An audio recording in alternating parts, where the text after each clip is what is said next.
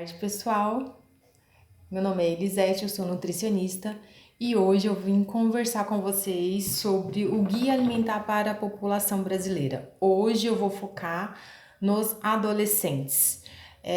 O Ministério da Saúde, junto com a NUPS, que é um núcleo aí de estudos da USP, eles fizeram uns protocolos de separação desses guias por faixa etárias.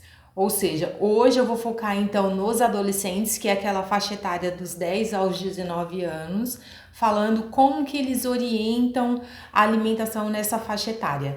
Lembrando que esse tipo de orientação não está só vinculado ao nutricionista. O nutricionista, ele precisa prescrever dietas e é só função do nutricionista, além de orientar a educação nutricional, a avaliação nutricional, fazer a dieta. Uma das funções privativas do nutricionista é fazer a dieta. Agora, essa parte de educação, essa parte de orientação nutricional, qualquer profissional da saúde pode estar fazendo. E eu, é claro, eu tenho que passar essa informação para frente, porque é óbvio que quando a nutricionista ali está passando, é importante que todos saibam, a gente está se valorizando, mas quando a gente pensa que profissionais da saúde pode estar orientando sobre alimentação saudável, é que a gente sabe que quem é profissional da saúde lida com saúde e quer passar orientação para que cada vez mais a gente tenha pessoas mais saudáveis, que faça a prevenção e não depois ter que remediar, certo? Então hoje eu vou falar aqui basicamente dessa parte da alimentação e das recomendações deste guia sobre a alimentação dos adolescentes, tá? Então o que esse guia aqui nos orienta? Basicamente o adolescente ele passa por uma transformação tanto psicológica, físicas, comportamentais, é a parte que ele está ali desenvolvendo o seu crescimento, sua maturidade sexual, além dele estar passando por questões psicológicas, porque é aquela parte hormonal que mexe muito com a pessoa. E não só isso, o ambiente onde ele mora, onde ele está inserido ali na sociedade, se ele é um adolescente de baixa renda ou se não, como que é o ambiente escolar dele, o ambiente familiar, tudo isso envolve muito na alimentação do adolescente. Então, as orientações aqui, basicamente esse protocolo para os adolescentes, a gente, nutricionista ou profissional da saúde, ele vai fazer essa avaliação do consumo alimentar fazendo algumas perguntas, né? Algumas perguntas sobre a alimentação desse adolescente. Para quê? Para avaliar se esse adolescente ele tem consumido mais ultraprocessados, que é um tipo de alimentação que os adolescentes tendem a ter mais gosto, né? Que seria os fast food, que seriam os biscoitos, açucarados, bolos, refrigerantes. Então a gente tem que sempre que estar orientando para que eles tenham o maior consumo de frutas, legumes, verduras e que eles tenham esse interesse em ao menos provar esses alimentos, em conhecer esses alimentos, em participar ali da rotina da família, até mesmo de preparar o próprio alimento, né? Depois que a gente, como nutri ou como profissional da saúde, fizer essas perguntas sobre o consumo, um exemplo aqui, vou falar rapidinho, perguntar ali se ele, durante ali a semana, se ele consumiu feijão, se sim, não, ou se ele não sabe responder, se ele consumiu frutas frescas, se ele consumiu verduras, legumes, dentro dessas verduras e legumes não considerar aí batata, mandioca, aipim, macaxeira, só pra gente ter um parâmetro do tipo de verdura e não desses legumes ou leguminosas, né?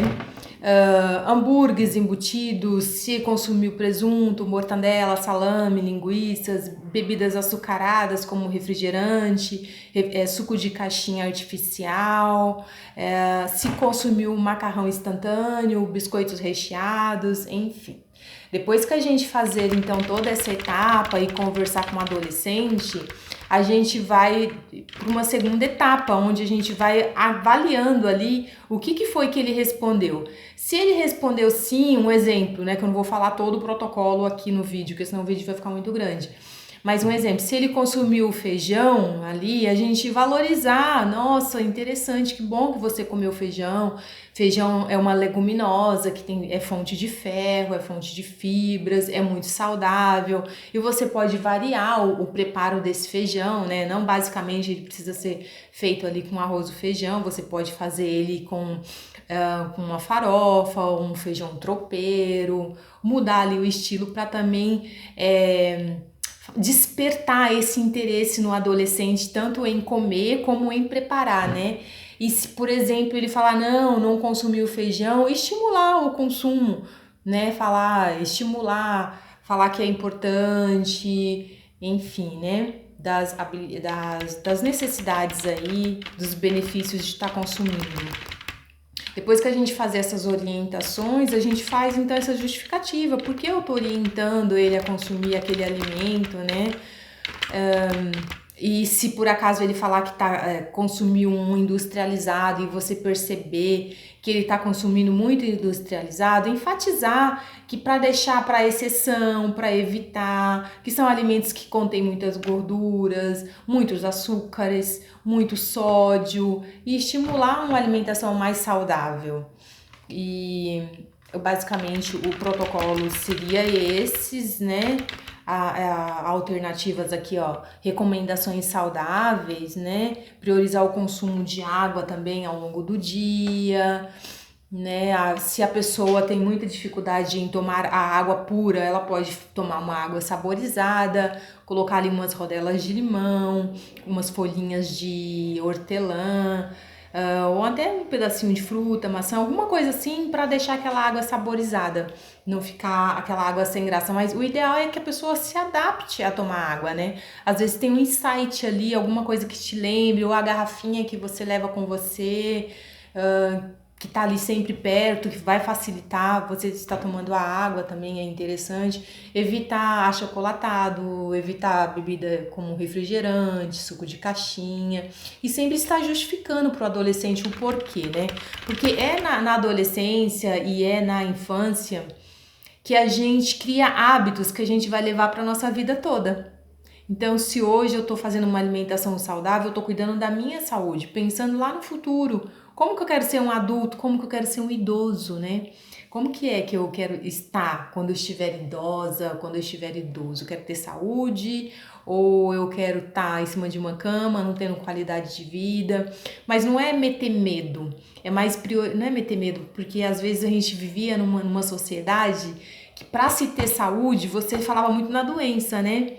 Aí as pessoas ficavam, ai meu Deus, não posso isso por conta da doença. Não, é focar na saúde. É melhor qualidade de vida, né? Deixa eu ver o que mais que fala aqui o protocolo para eu passar para vocês. Sobre os embutidos, que não é interessante ficar comendo direto, como os hambúrgueres, as linguiças, salsichas, presuntos, mortadelas, salame, macarrão instantâneo, salgadinho de pacote, evitar ao máximo, né? E aí ter umas opções mais saudáveis, né? Como as frutas que eu falei, os iogurtes, o leite.